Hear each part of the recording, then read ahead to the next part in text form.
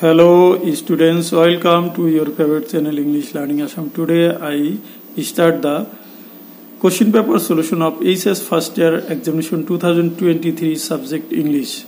মৰমৰ ছাত্ৰ ছাত্ৰী সকল আজি মই তোমালোকৰ আগত তোমালোকৰ অলপ আগতে হৈ যোৱা HS first year examination 2023 ৰ ইংৰাজী বিষয়টিৰ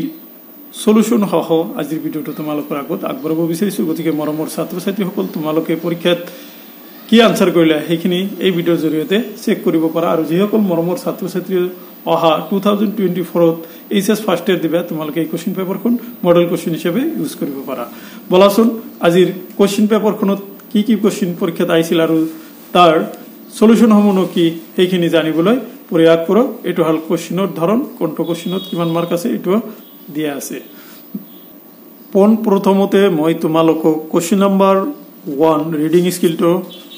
এটো জাস্ট দেখাই দিম অহা বছৰ লৰা ছোৱালীৰ কাৰণে আৰু কোশ্চেন নম্বৰ 2 টো তোমালোকক দেখাই দিম কোশ্চেন খিনি দিছে ইয়াতে সোয়া এইখিনি আছিল কোশ্চেন নম্বৰ 1 নেক্সট ভিডিওত মই তোমালোকক কোশ্চেন নম্বৰ 1 টো সলিউশন কৰি দিম গতিকে চিন্তা কৰিব নালাগে এই ভিডিওত মই তোমালোকৰ আগত গ্ৰামাৰ সেকশনটো তোমালোকৰ অতি দৰকাৰী এইখিনি সলিউশন কৰি দিম It was the second passage, okay? It was second passage. Here a question is like It was the writing skill. Moi tumaloko jikini koisilu jenekoi koisilu henekoi aise hoyto question to olop beleg dise gotike tumaloke nischay parise eto tumalokor soa 5 number question to moi joagale upload korisilo hondia ঠিক হেনকাই manager বলি কই দিছিল তোমালকে নিশ্চয় এটো পারিছে এটো word two সোয়া নাও come to the required question that is grammar section C এতিয়া মই তোমালোকৰ আগত গ্ৰামাৰ সেকশনৰ কোশ্চেনৰ আনসাৰ খিনি মই আলোচনা কৰিম গতিকে মৰমৰ ছাত্ৰ ছাত্ৰী সকল তোমালোকে ভিডিওটো স্কিপ নকৰিবা আৰু এই ভিডিওৰ শেষত মই তোমালোকক আনসাৰ কৰি দিয়াখিনি এবাৰ দেখাই দিম ওকে গতিকে তোমালোকে স্ক্ৰিনশট মাৰি এখিনি চাব পাৰিবা পন প্ৰথমতে মই তোমালোকক মুখে মুখে আনসারখিনি কৈ যাম 6a fill in the blanks with suitable determinants given in brackets মানে determinants ৰে suitable determinants ৰে খালি ঠাই পূৰণ কৰিব দিছে she spent dash rupees her mother had given her a few the few গতিকে ইয়াতে কোয়াইছে যিখিনি টকা তেওঁৰ মাকে তেওঁক দিছিল হেখিনি তেওঁ খৰচ কৰিছে গতিকে নিৰ্দিষ্টকৈ দেখাইছে গতিকে এটো কি হ'ব দা ফিউ হ'ব গতিকে তোমালোকে যদি দা ফিউ লিখিছে গতিকে তোমালোকৰ আনসারটো কারেক্ট হৈছে number 2 do you have any complain against me ঠিক দেখা মই কালিও এই ভিডিওটা আজি ৰাতিপুৱা এনেকুৱা এটা ভিডিও আপলোড কৰিছো এটো আইছে যে এটো ইন্টাৰোগেটিভ সেন্টেন্স এনি আৰু সাম আছে গতিকে ইন্টারোগেটিভ সেন্টেন্স হলে আমি জানো কি এনি হ'ব so any maximum more video সোৱা লৰা ছোৱালী গতিখিনি ৰাইট হৈছে এতিয়া বি নম্বৰলৈ আহা rewrite the following sentences with the correct forms of the verbs given in brackets half into 2 equal to 1 ইয়াতে আছে 1 she suffered from fever since the day before yesterday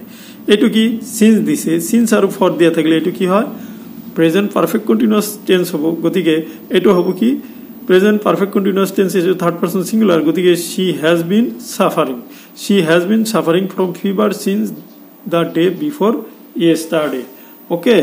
now come to question number 2 diya ase the play start before we reach the station very easy and common duta dise correct tense tomalokor second year to lagibo gotike etu ki hobo the play etu ki ase past indefinite আছে গতিকে এটো কি হ'ব past perfect হ'ব গতিকে past perfect হলে the play had started before we reached the stadium the play had started before we reached the stadium okay now come to c number দিয়া আছে fill in the blanks with appropriate model auxiliaries the sense of this sentence is indicated in the brackets half into 2 equal to 1 number দিছে you dash not steal এটো কি হ'ব ইয়াতে দিছে যে you dash not steal command command কৰিছে গতিকে you must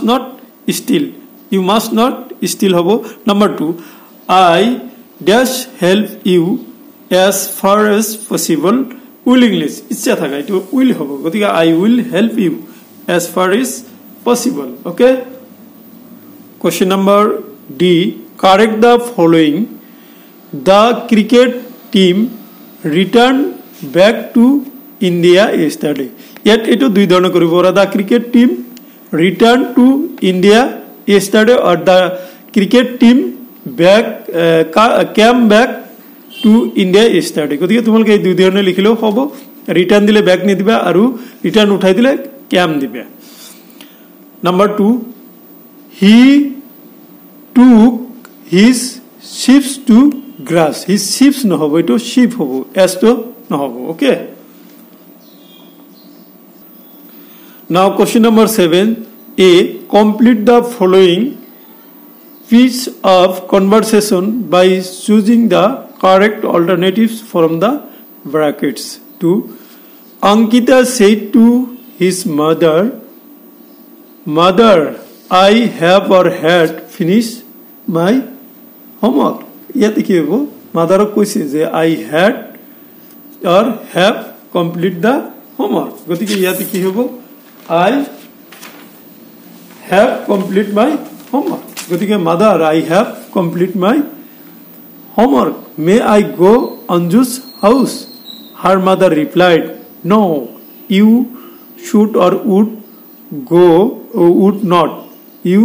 ইয়াতে কি হ'ব you should not হ'ব would no হ'ব Ankita said again no I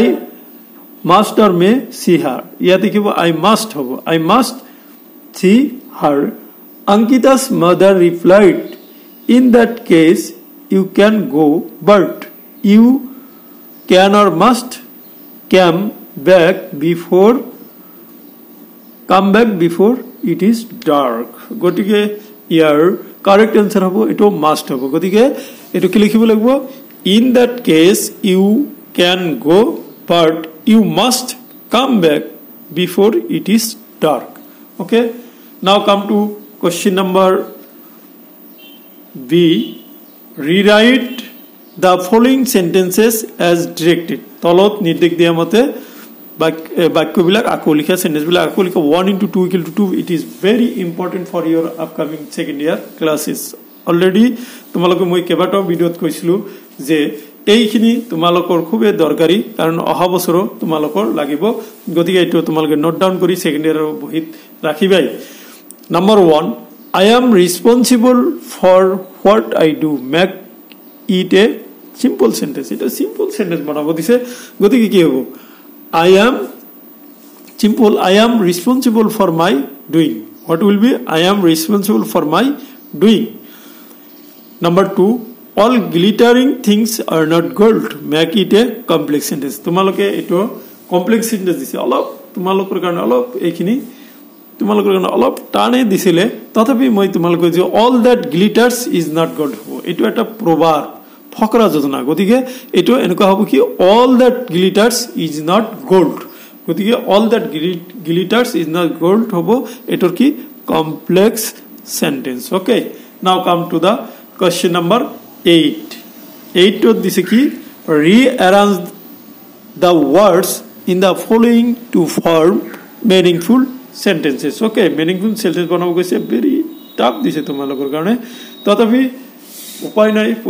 final পৰীক্ষা ইয়াত তো অলপ কঠিন হয় তথাপি মই তোমালোকক আনসাৰটো কৰি দিছো rearrange the words in the following to form meaningful sentences a began to the station cards the train when play whistled of we from দেখুন এটোৰ হ'ব তোমালোক অলপ মন দিয়া তোমালোক দিমে স্ক্ৰিনশট মাৰাৰ কাৰণে গতিকে তোমালোক চিন্তা কৰিব নালাগে when the train whistle up when the train whistle up from the station we began to play cards when the train whistle up from the station we began to play cards okay b number of smoke outside a ring there curling the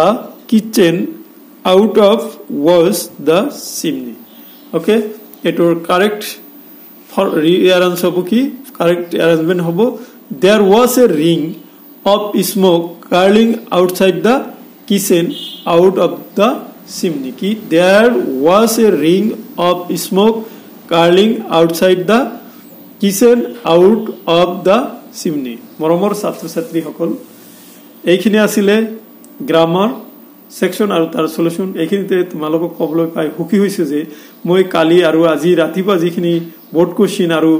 তোমালোকক যেটো এক্সট্ৰাক্ট দিছিলো সেইখিনি কিন্তু common পৰিছে, গতিকে মোৰ ভাল লাগিছে। আৰু শৰ্ট কোশ্চিনো এটা ভিডিও দিছিলো হেটো কমন পৰিছে। ওকে,